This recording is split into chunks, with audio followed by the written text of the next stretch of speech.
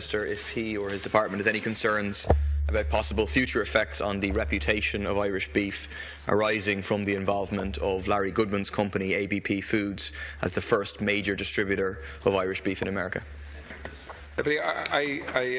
Obviously, I welcome all questions here, but I think you're trying to infer something here that just I don't think is relevant or exists. First of all, last week we were in the States. We were in New York, Washington and Boston over 3 days. Practically the entire beef industry was out there. It wasn't just ABP. It was Keepak, it was Dawn, it was Slaney Meats, it was Foyle Meats, it was multiple others, right? And they were all doing deals. And that's what they were there for. Meeting potential customers. For the first time in 16 years, we're able to sell a high-quality premium product into the largest beef market in the world. 11 million tonnes of beef are consumed in the States every year. The average American eats twice the volume of beef that the average European eats each year. Okay? ABP are the largest beef processor in Ireland and Britain. They run a pretty good show from my experience of them. They have very, very modern plants and they kill a lot of cattle.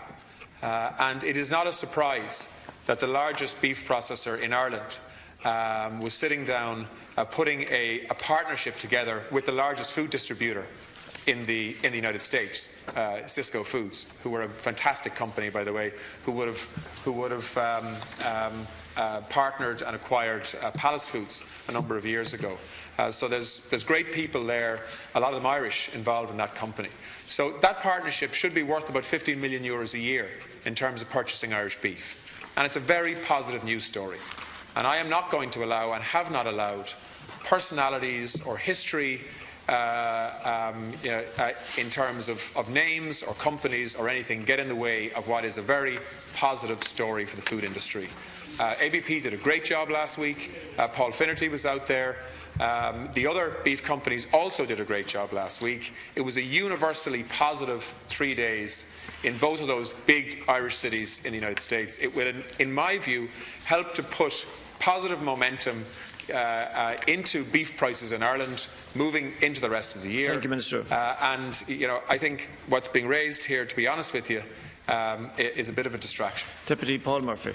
Thank you. No, I would share in the view that it's to be welcome that Irish beef exporters can export to the US. But the question is it in no way problematic that now the face, whether we like it or not, of that export is a man who was in charge of a company who was previously found by a tribunal to have been repackaging meat and meat byproducts and offal from all over the world as Irish? Is that not problematic? I'm not drawing any inferences that aren't there.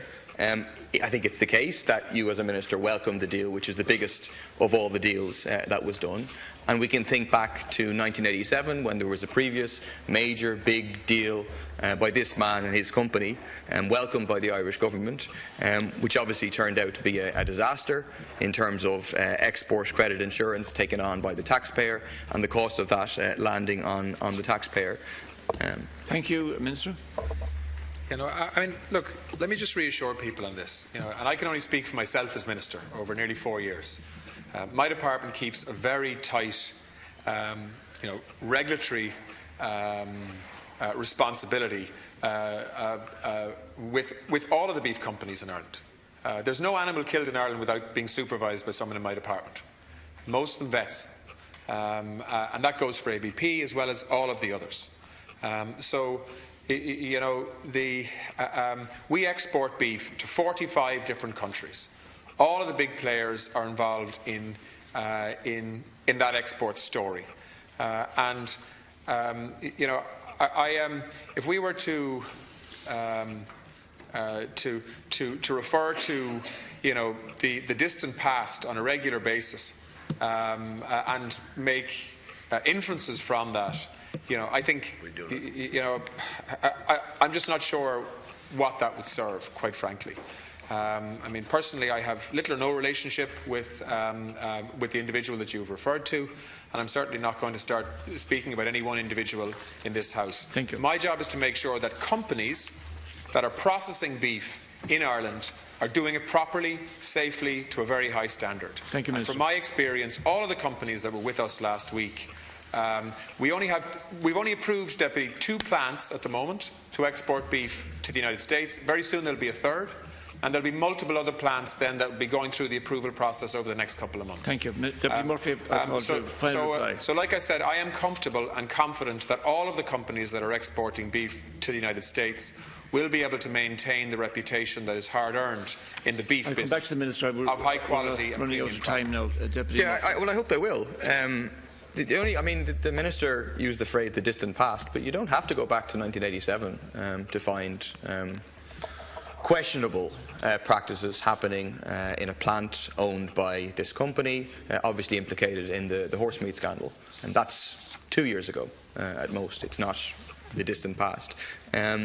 It should be recognised the man in question is obviously, or at least previously was, at the centre of a nexus relationship between agribusiness and politicians.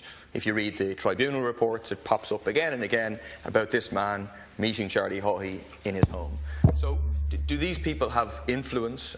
Have they, the beef industry, as detailed by Pat Rabbitt in this House a number of years ago, made significant donations to the major establishment parties, Fianna Fáil? Please, Deputy, be careful about what you're saying. Certainly. I have no issue about you naming the person. It's in the public domain, but any suggestions or allegations of wrongdoing against the person outside the House is not in order. Yeah, no, I'm not making any new allegations or anything like that about anybody.